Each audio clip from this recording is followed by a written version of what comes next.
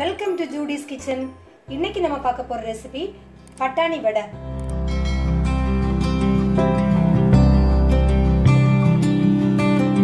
அதுக்கு தேவையான பொருட்கள் என்னன்னு பார்த்துடலாம். இப்போ காஞ்ச பட்டாணியை 6 மணி நேரம் தண்ணியில் ஊற வச்சு தண்ணி நல்லா வடிகட்டினதுக்கு அப்புறமா இந்த மாதிரி எடுத்து வச்சிருக்கிறேன். 1 கப் காஞ்ச பட்டாணி ஊற வச்சு எடுத்து வச்சது. ஒரு பெரிய வெங்காயத்தை பொடியை நறுக்கி வச்சிருக்கிறேன். கொத்தமல்லி இலை பொடியாக நறுக்கி வச்சது. 2 டேபிள் ஸ்பூன் அரிசி மாவு,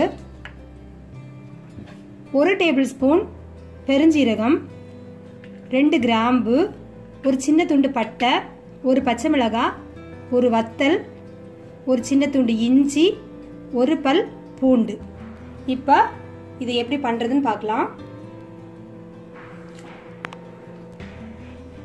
இப்போ நம்ம எடுத்து வச்சிருக்கிற இந்த மசாலா எல்லாத்தையுமே போட்டுடலாம். கிராம்பு, சோம்பு, பட்டை, பச்சை மிளகாய், வத்தல் மிளகாய், இஞ்சி, பூண்டு, இது எல்லாத்தையுமே மிக்ஸி ஜாரில் போட்டுடலாம். இது எல்லாத்தையும் போட்டதுக்கப்புறம் 1 நிமிஷம் இதை அரைச்சிட்டு அப்புறமா பட்டாணியை சேர்த்துக்கலாம். இந்த மாதிரி மசாலா அரைஞ்சதுக்கு அப்புறமா பட்டாணியை சேர்த்துடலாம்.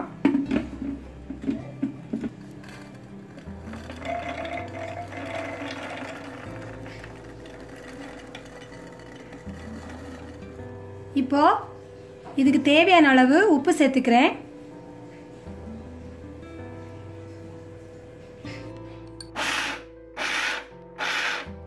இப்போ பட்டாணியை இந்த மாதிரி அரைச்சாச்சு.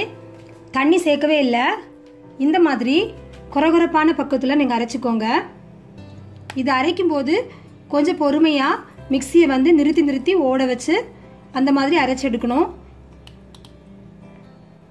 அடுத்தது என்ன பண்ண போறோம்னா, ஒரு பவுல் எடுத்துக்கலாம்.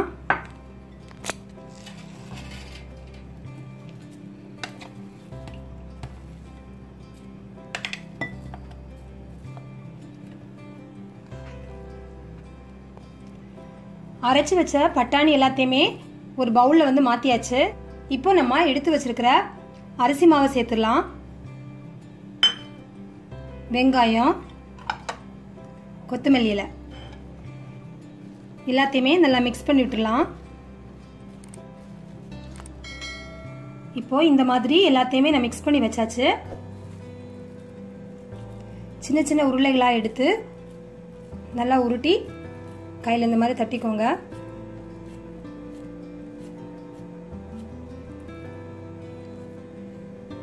இந்த மாதிரி கொஞ்சம் மெல்லிசா தட்டிக்கோங்க. அப்பதான் கிறிஸ்பியா வடை நல்லா வரும்.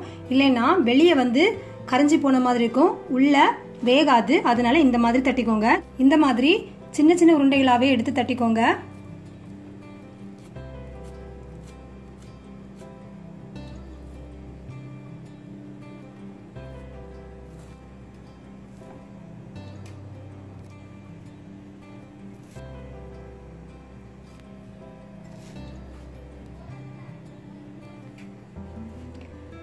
இப்போ நம்ம வடைகளை இந்த மாதிரி தட்டி வச்சாச்சு. நான் இந்த வடை தட்டுறதுக்குள்ளாடி எண்ணெய் அடுப்பில் வச்சு காய வச்சுட்டேன். இப்போ இந்த வடையை ஒன்றா பொரிச்சு எடுக்கலாம்.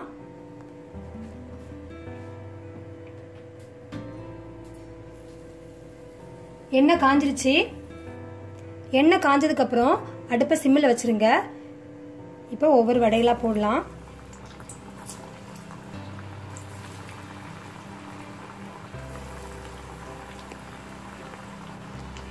வடை பொரிக்கிறதுக்கு முன்னாடி எண்ணெய் சூடாக இருக்கணும். அதுக்கப்புறம் பொரிக்கும் போது தீயை சிம்மில் வச்சு பொரிச்சுக்கோங்க. இல்லைன்னா வடை சீக்கிரமாக தீஞ்சு போயிடும், உள்ள வேகாது. இப்போ நம்ம வடையை திருப்பி போட்டுடலாம்.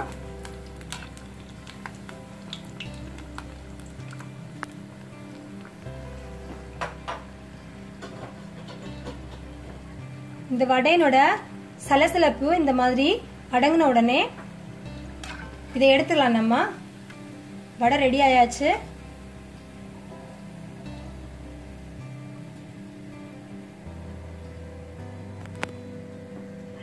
எல்லா வடைகளையும் இந்த மாதிரி பொரிச்சு எடுத்துடலாம்.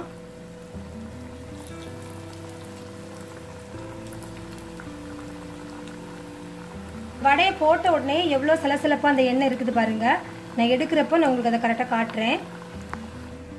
இப்போ இந்த எண்ணெயோட சலசலப்பு பாருங்க. நம்ம ஃபர்ஸ்ட்ல போட்டப்போ இந்த எண்ணெய் ஃபுல்லா பபிள்ஸ் வர மாதிரி இருந்தது. இது வெந்ததுக்கு அப்புறமா அந்த பபிள்ஸ் எல்லாம் வந்து இந்த மாதிரி கம்மியாக ஆரம்பிச்சாச்சு. இந்த ஸ்டேஜ்ல நம்ம எடுத்துலாம். சாதாரணமா நம்ம பண்ற பருப்பு வடை வந்து கலர் வந்து நல்ல ப்ரௌனா கிடைக்கும். இது வந்து அந்த மாதிரி கலருக்காக நீங்க வெயிட் பண்ண வேண்டாம். ஏன்னா வந்து இது பச்சை பட்டாணியில் நம்ம செய்யறதுனால வெந்ததுக்கு அப்புறமும் கலர் வந்து இந்த மாதிரி தான் வரும், ஒரு கோல்டன் கலர்ல. இதுவே கரெக்டான பதம் தான். இப்ப நம்ம எடுத்துடலாம். இப்போ நம்ம பட்டாணி வடை ரெடி ஆயாச்சு. நீங்களும் இந்த ரெசிபியை செய்து பாருங்க. கீழே கமெண்ட்ஸ் எனக்கு சொல்லுங்க. இந்த வீடியோ பிடிச்சிருந்தா லைக் பண்ணுங்க, ஷேர் பண்ணுங்க. எங்க சேனலை மறக்காம சப்ஸ்கிரைப் பண்ணுங்க. தேங்க்யூ.